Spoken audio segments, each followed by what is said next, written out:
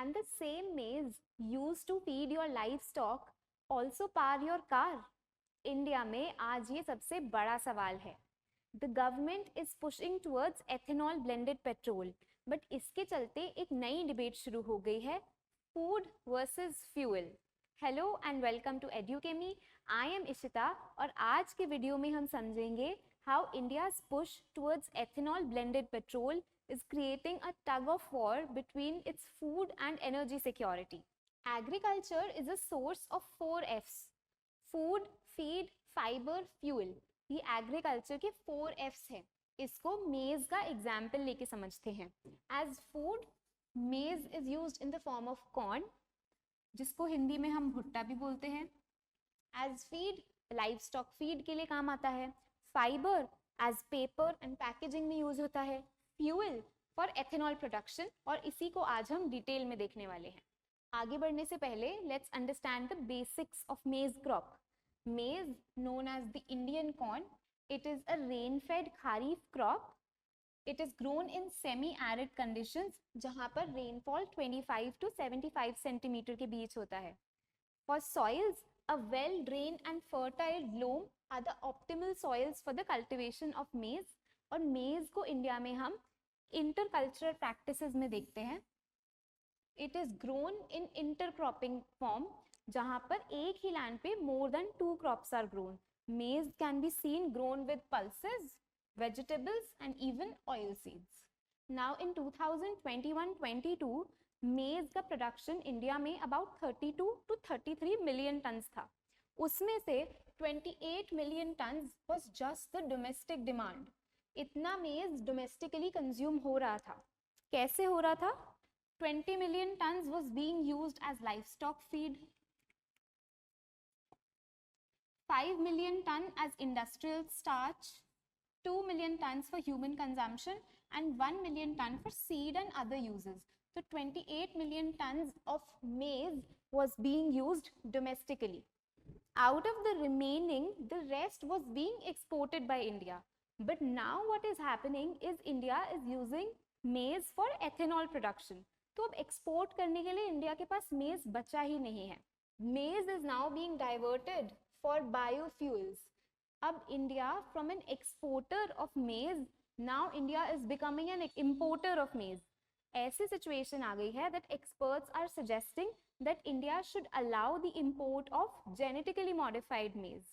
But ये ethanol maize से बन कैसे रहा है, इसको हम समझते हैं. Although this is not very important for your exam, तो हम बस main terms देखेंगे and we'll move ahead to the things which are relevant for our exam. So maize for making ethanol, the first process: milling, liquefaction and saccharification, fermentation, distillation, dehydration, and the last step जहाँ हमारे पास by product बचता है, which is the DDGS, distillers dried grains with solubles. इसको हम अभी last में देखेंगे, इसका एक कुछ यूज है, we'll see that. So just remember the by-product in ethanol production from maize is DDGS, distillers dried grains with solubles. हम मेज से एथेनॉल क्यों बना रहे हैं? What is the purpose? Let's look into that. So ethanol contains oxygen.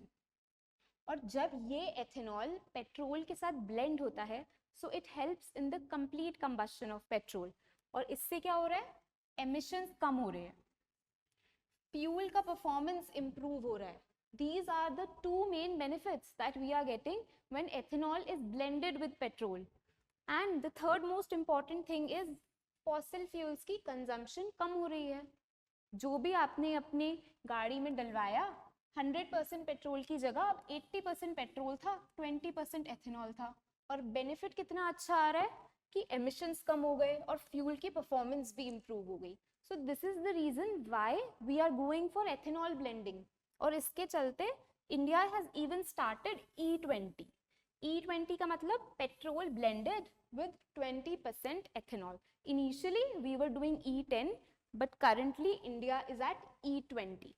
20% ethanol blended with petrol. अब हमने ethanol बना लिया मेज से, उसे पेट्रोल के साथ ब्लेंड भी कर दिया, एमिशन भी रिड्यूस हो गए. बट कुछ तो नेगेटिव इम्पैक्ट हो रहा होगा इसका कहीं ना कहीं, डायरेक्ट और indirect. So let's look into that. First impact of this whole situation is that the surge in the price of maize. अब ज़्यादा से ज़्यादा मेज डाइवर्ट हो रहा है फॉर द बायोफ्यूल मैन्युफैक्चरिंग. तो एज फूड ग्रेन बहुत कम मेज बच रहा है. Just try to recall from your economy कि जब किसी चीज़ की मार्केट में क्वांटिटी कम होने लगती है, so what happens to its price? The price starts rising. So this is what is happening with maize. उसका प्राइस मार्केट में बढ़ता जा रहा है. The second impact is a collateral impact. A collateral impact is an indirect impact. It is not intended, but indirectly as a consequence वो हो रहा है. तो मेज से जब हम एथेनॉल प्रोड्यूस कर रहे हैं, उसका एक कोलैटरल इम्पैक्ट हो रहा है ऑन सोयाबीन. जब हमने देखा कि एथेनॉल कैसे बना था मेज से, वी सॉ DDGS उसका एक बाय प्रोडक्ट था. यही DDGS एक बहुत अच्छा एनिमल फीड भी होता है. Why? Because it is protein rich and it is also cheap. तो DDGS protein rich cheap animal feed है जो हमें मिल रहा है as a by product of ethanol production. But इससे पहले सोयाबीन का de oiled cake was being used as an animal feed. But now because a more protein rich product is there, a more cheaper product is there available as animal feed, so nobody wants to use soybean DOC. So इसकी वजह से the soybean farmers are now suffering while the maize growers are benefiting. About 30% का price drop हो गया है for soybean just because DDGS is now being used as animal feed instead of soybean DOC. So this is the second major impact. Now how do we restore the balance? ये energy security और food security का tug of war start तो हो गया, but how do we restore this balance? India का जो ethanol के लिए पुश है, the push for ethanol blended petrol, this should not come at a cost of its food security. So let's see what are the possible options that India has right now. The first one is allowing the import of GM मेज. What is a GM crop? GM crop जहाँ पे उसका DNA has been altered using some genetic engineering techniques, और ऐसे alteration से कि उस crop में कुछ अच्छे characteristics आ जाते हैं, खराब भी आ सकते हैं, but it is generally done to introduce some good characteristics, some beneficial characteristics like herbicide resistance, pesticide resistance. ये सब चीज़ें introduce करने के लिए उसको genetically modified करते हैं. तो experts are suggesting कि India should or it can allow the import of GM maize. The second option that India has is to boost domestic maize yields and shift the land from surplus rice, not soybean. जो surplus land rice production के लिए use हो रहा है, उसको हम rice की जगह maize के लिए use करें, जिससे we can balance our fuel, feed and farmer interests. So in the comments of this video, do let us know what is your take on this whole situation. Should India allow the import of GM maize, जहाँ पर we still have health related concerns, we still have safety concerns, we still do not know how GM maize will react with other Indian crops, वहाँ क्या modification आ सकता है, and how we need to protect the domestic and agricultural livelihoods. We also need to protect the interests of our farmers.